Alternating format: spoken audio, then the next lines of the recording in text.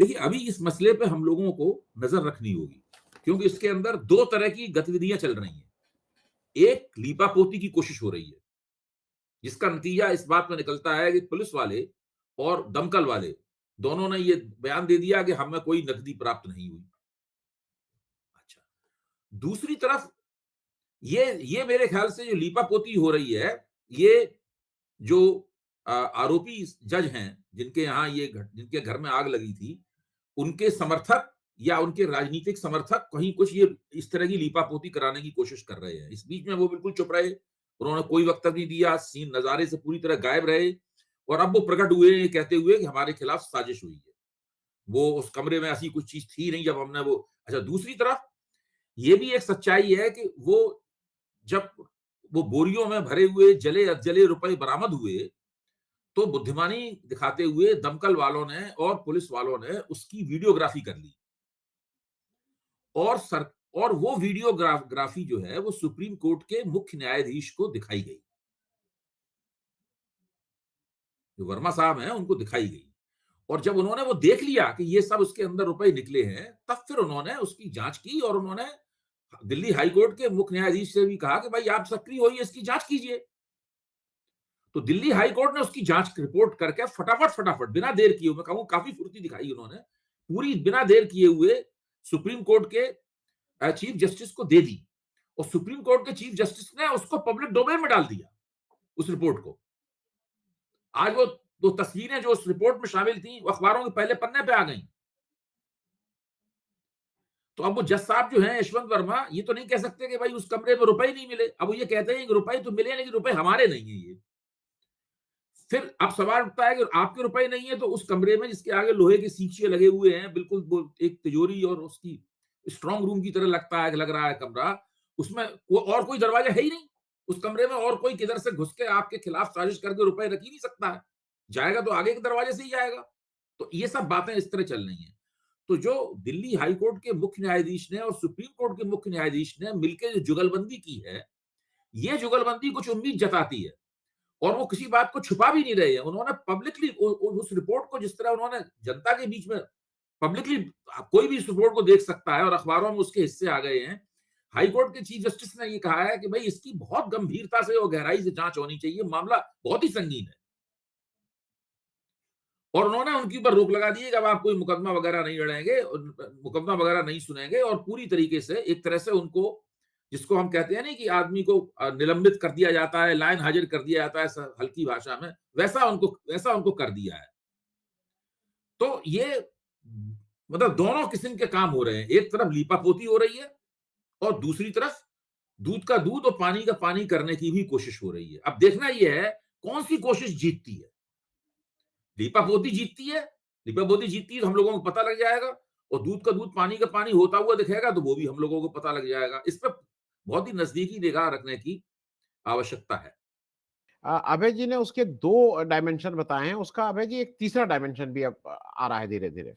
देखिए, मैं एक तो ये बता दूं कि यशवंत वर्मा जी जो हैं वो उत्तर प्रदेश हाई कोर्ट से ही गए हैं।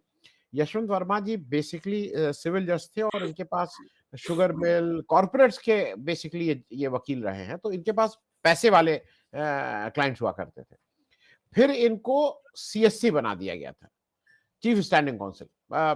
जैसे राज्य के जो सरकारी वकील होते हैं उसका हेड जो होता है, क्रिमिनल साइड वाला जीए कहलाता है, उसको जीए बोलते हैं, सिविल साइड वाला सीएससी कहलाता है, और इनके ऊपर फिर एडवोकेट जनरल होते हैं, वो एक एक। तो ये सीएससी थे, चीफ स्टैंडिंग काउंसिल सिविल मामलों में। अब उस समय की बात को लेकर, और उस समय भी इनके ऊपर काफी कुछ था, सीबीआई इंक्वायरी 2018 में भी हुई थी, लेकिन ये जुगाड़ू आदमी है, इस पे कोई दो राय नहीं है। उसके बाद ये 2000 ये इलाहाबाद हाई कोर्ट में ये नंबर 9 पे आते हैं, तो ये कॉलेजियम के यहाँ पे सदस्य नहीं बनेंगे। Delhi high court Allahabad high court के मुकाबले ज्यादा समृद्ध है। समृद्ध इन द सेंस कि वहां हाई स्टेक केसेस आते हैं। वहां पे जैसे एक समय मुझे याद है, मैं बंगाल में पोस्टेड था, तो बंगाल में उस समय 54 का घूस चलता था, 4 आना। और जब मैं लखनऊ में था, तो आपकी असल में साइकिल में बिना लाइसेंस के पकड़ा जाए, तो लखनऊ में वो घूस 8 आने से 1 रुपया था, और कलकत्ता में वो घूस 4 आने था। उसी तरह से लखनऊ उत्तर प्रदेश के जो घूस का लेवल है, अगर वो 10 करोड़ है, तो वो दिल्ली में 100 करोड़ हो जाता है। ये घूस के लेवल समझ लीजिएगा। तो दिल्ली दिल्ली के ये कॉलेजियम के नंबर 2 व्यक्ति हैं। कॉलेजियम में नंबर 2 हैं।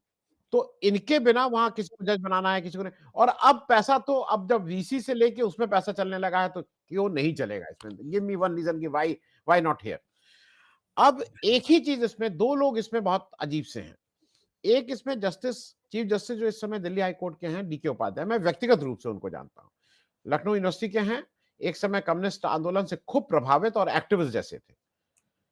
आज भी उनकी एक बहुत बड़ी स्ट्रेंथ ये है कि आज भी वो अपने कम्युनिस्ट जो पुराने साथी हैं, जो और काफ़ी फटे-हाली होते हैं, उसमें उसमें बहुत ज़्यादा उनकी आर्थिक स्थिति में सुधार नहीं होता है, उनसे आज भी वो संपर्क में रहते हैं। वो लोग आज भी बेसाख्ता होके उनसे फ़ोन कर लेते हैं, बात कर लेते हैं। तो ये मैं उनका दूसरा उनकी जो रेपुटेशन है, जिसको मैं भी वाउच कर सकता हूँ। अब ये उसी तरह की बात होगी कि राहुल गांधी कल के दिन अडानी से पैसा लेते हुए पकड़े गए। कुछ उसी तरह से डीके उपाध्याय अगर कल के दिन उनके ऊपर होगा, तो ये मैं उनको उसी कैटेगरी में रखूँगा। डीके उपाध्याय ऑनेस्टी के मामले में, पैसे के ऑनेस्टी के मामले में डेड ऑनेस्ट आदमी है। उनका हो सकता है उनके किसी निर्णय को लेके लोगों के अलग राय हो सकती है, लेकिन डेड ऑनेस्ट आदमी है। और इसीलिए जब चंद्रचूड़ साहब उत्तर प्रदेश के चीफ जस्टिस थे, तो वो उनकी नज़र में आए। उनको चीफ जस्टिस ऑफ बम्बई बना के भेजा गया। फिर अब वो दिल्ली लाए गए हैं। और ये जब रात में हुआ है, तो ये भाई साहब वर्मा जी अपने घर पे नहीं थे। कहा जाता है कहीं पहाड़, कहाँ पे है ये अभी भी नहीं पता, वो पहाड़ में कहीं थे।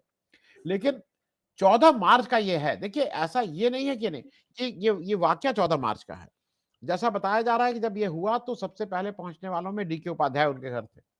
सारी चीज़ें वो सब फ़िल्म हो गई। सब चीज़ें हो जाने के बाद ये भई ये 14 मार्च का है, 20 मार्च तक क्या कर रहे थे आप लोग? 20 मार्च तक जो भी था, मतलब ये चिंतन कर रहे थे। इस तरह की भी बात आ रही है, और नाम लेना क्योंकि उचित नहीं है, कि ये जो स सर पेपर में आ रहे हैं और जो जर्नलिस्ट को ये सब दिया गया है, वो उसी कॉलेजियम के ही किसी व्यक्ति ने वो सारे उनको उठा के जर्नलिस्ट को भी दे दिया है, बिकॉज़ दे वांट कि ये कंक्लूड हो कहीं न कहीं से। अब इसका एक तीसरा एंगल जो आ रहा है अभय भाई, वो ये आ रहा है कि चूंकि इस सारे चीजों के वो पे अमित शाह जी बैठे हुए हैं। अब अमित शाह जी पूरी तरह से ये चाह रहे हैं कि कॉलेजियम सिस्टम इसी को वो बना के हम खत्म ही कर दें। और जो पुराना वो है कि पप्पू पप्पू पप्पू पप्पू, ये जो राहुल गांधी को पप्पू पप्पू पप्पू करके आज भी हमारे बहुत से तो, अरे यार वो तो ठीक है, लेकिन मोदी जी ठीक नहीं है, लेकिन राहुल गांधी कहाँ ठीक है, वो तो पप्पू है। तो आपने उनको ऐसा कर दिया है कि राहुल गांधी को आपने बात, अब ठीक है कुछ लोग उनको मानने लगे हैं। उसी तरह से आप इस कॉलेजियन सिस्टम को गाली दे दे के आपने ऐसा कर दिया, अरे अरे ये ऐसा है, देखो खुद ही अपॉइंट कर लेते हैं। कॉलेजियन सिस्टम चाहे जितना भी हम उनको कह लें, हम बहुत क्रिटिक हैं इस व्यवस्था के, लेकिन इलेक्शन कमीशन से बेहतर रन करता है। जिस तरह से इलेक्शन कमीशन में ये लोग अपने लोगों को बिठाते हैं, उससे बेहतर ढंग से कम जज अभी भी अपॉइंट हो, उससे बेहतर, मैं कंपैरेटिव बात कर रहा हूँ। सबसे अच्छे हो रहा है मैं ये नहीं कह रहा हूँ। लेकिन कॉलेजियन सिस्टम उस इलेक्शन कमीशन के जो जो इंडिपेंडेंट संस्था है, बनाने से बेहतर लोग हैं। तो इसकी भी एक चल रही है। तो अब वो जो डीके उपाध्याय साहब और जो chief justice of India Sanjeev Khanna साहब हैं, ये भी ठीक आदमी है। ये दोनों लोग मिलके एक तरफ तो लड़ रहे हैं कि इस मौके को लेके अमित शाह अपना वार ना कर दें। दूसरी तरफ ये भी लड़ रहे हैं कि ये जो एक बेईमान आदमी है, इसको कैसे हम कंक्लूड करें, क्योंकि जांच की बात कर रहे हैं।